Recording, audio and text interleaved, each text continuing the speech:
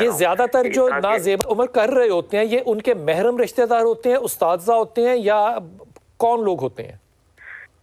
اس میں ملا جلا رجحان ہے ڈیفینیٹلی. جس طرح آپ نے دیکھا کہ بہت بڑے بڑے واقعات پچھلے کچھ سالوں میں ضلع قصور میں اس کا نام سر فہرست ہوئے، جو کہ آپ سب کو اس کا بخوبی علم بھی ہے، سارے فیکٹس بھی آپ کے پاس ہیں.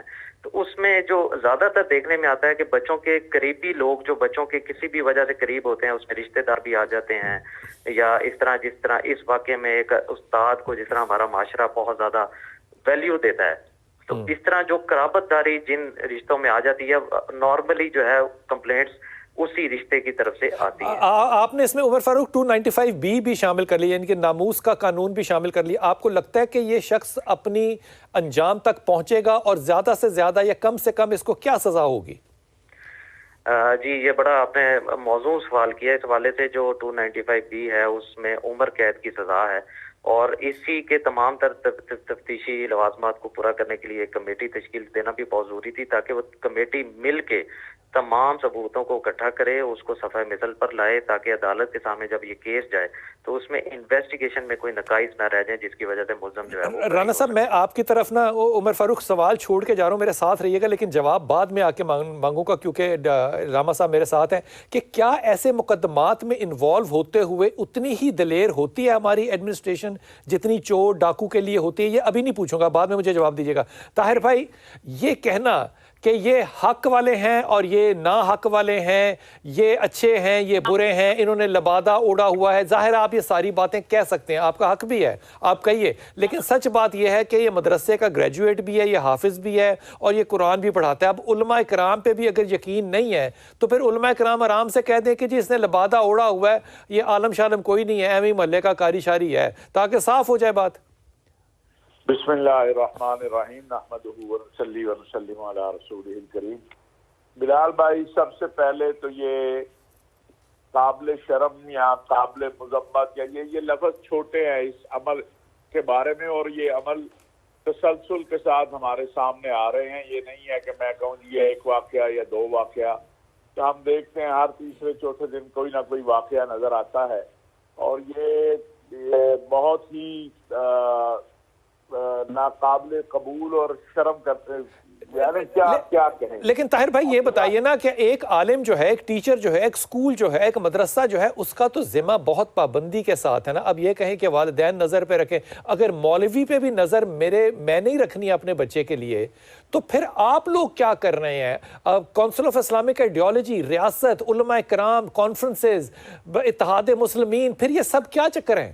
دیکھیے بلال بھائی، پہلی بات تو یہ ہے کہ قوت نافذہ جو ہے وہ تو میرے پاس نہیں ہے. اگر میرے پاس قوت نافذہ آپ اسلامی آئیڈیالوجی کونسل کو دے دیں، ہم 7 دن میں اس کا فیصلہ کر کے اس کو اسی چوک کے اندر لٹکائیں.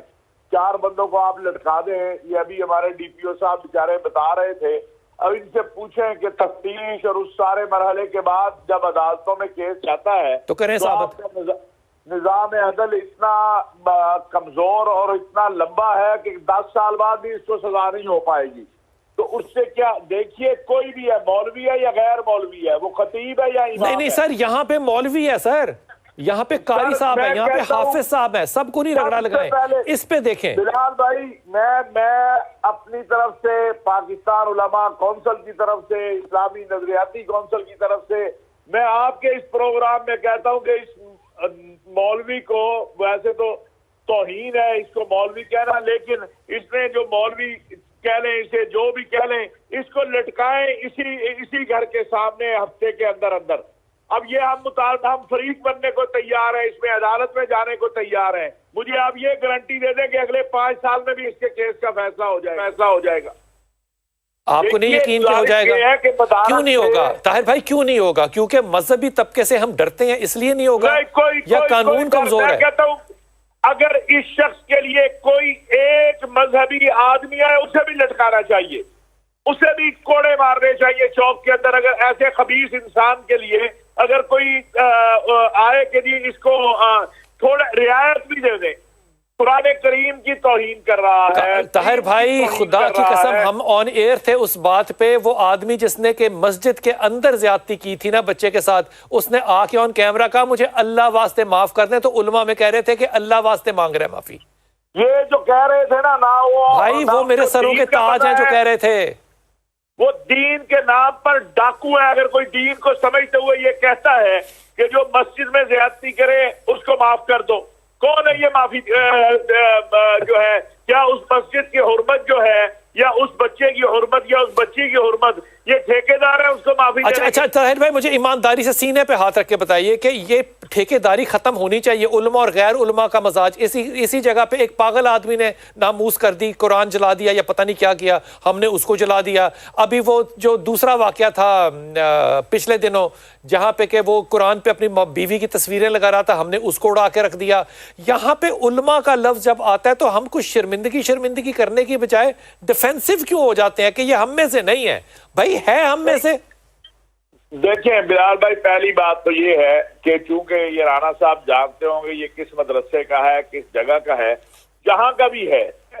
یہ بہاڑی کا پڑا ہوا ہے، خانے وال میں رہتا ہے، مدرسے کا باقاعدہ گریجویٹ ہے. میری گزارش یہ ہے بلال بھائی، کوئی اس کے اوپر اگر کوئی اس کے پیچھے مذہبی طبقے کا کوئی آدمی، دینی طبقے کا کوئی آدمی آتا ہے، وہ اس سے بڑا مجرم ہے. میں یہ آپ کے اس پروگرام میں ببانگ دوہل کہہ رہا ہوں. طاہر بھائی اسی لیے آپ کی بنتی نہیں ہے حکومت سے، مجھے یوں لگتا ہے، کیونکہ آپ کو پتا ہے کہ یہاں پہ گرین ٹاؤن میں ایک بچے کو مسجد میں لٹکایا تھا، جہاں پہ جمعہ ہوا تھا، بچہ اوپر لٹک رہا تھا. آپ کو یاد ہے ہم نے لائیو کیا تھا. اس کے بعد دیواروں پہ چوکنگ شروع ہو گئی تھی اس جماعت کی، اور وہاں پہ جو عمر ورک تھا اس کی وہ نہ ہوتا تو ہوا نکل جاتی ہماری وہاں پہ. بلال بھائی آپ کو یاد ہوگا اس کیس میں بھی آپ اور میں کھڑے ہوئے تھے. ایبسلیوٹلی. اسی پروگرام میں ہم بات یہ ہے جی کہ سمپل بات ہے، مجرم ہے، وہ مولوی ہو وہ غیر مولوی ہو. اگر عمر بن خطاب سے ایک بدو جس کا نام تاریخ میں نہیں ہے لیکن تاریخ بتاتی ہے، ایک بدو جس کو کوئی جانتا نہیں، وہ کہتا ہے تمہارا کرتا کیسے بنا، اور میں جو عمر کی بات کرنے والا ہوں میں جرم کروں تو میں کہوں مجھے معافی دے دو کیونکہ میں نے داڑھی رکھی ہوئی ہے، میں نے پگڑی پہنی ہوئی ہے. صحیح کہہ رہے ہیں. میں رانا عمر فاروق سے بات کی تصدیق کرا لوں. رانا عمر فاروق آپ کو میری آواز آ رہی ہے بیٹا؟ جی مجھے آ رہی. رانا صاحب مجھے ایمانداری سے بتائیں، میں آپ کو اپنے دل کی بات یہ بتاتا ہوں، اگر ایک جرم میرے جیسا آدمی کر لینا تو کوئی خوف نہیں آئے گا کسی کو بھی میرے پہ انگلی اٹھاتے ہوئے. لیکن ایک اگر امامے والا آدمی، امامت والا آدمی، داڑھی والا آدمی، مونچھ رکھنے والا یا مونچھ کٹی ہوئی والا آدمی کوئی ایسی بات کر لینا تو اس کو ایک ڈیفنس دینے کے لیے ہم لوگ کھڑے ہو جاتے ہیں کہ نہیں یہ ہم میں سے نہیں ہے، یہ قاری نہیں ہے، وہ حافظ ہے، اس نے 11 سال پڑھی ہے، دینی تعلیم لی ہے اور باقاعدہ سنت یافتہ ہے. ہم ڈیفینسو ہو جاتے ہیں. آپ کو نہیں لگتا کہ ہم ایک مذہبی طبقے پہ انگلی اٹھاتے ہوئے بحیثیت قوم یا بحیثیت ادارہ ہم ڈرتے ہیں؟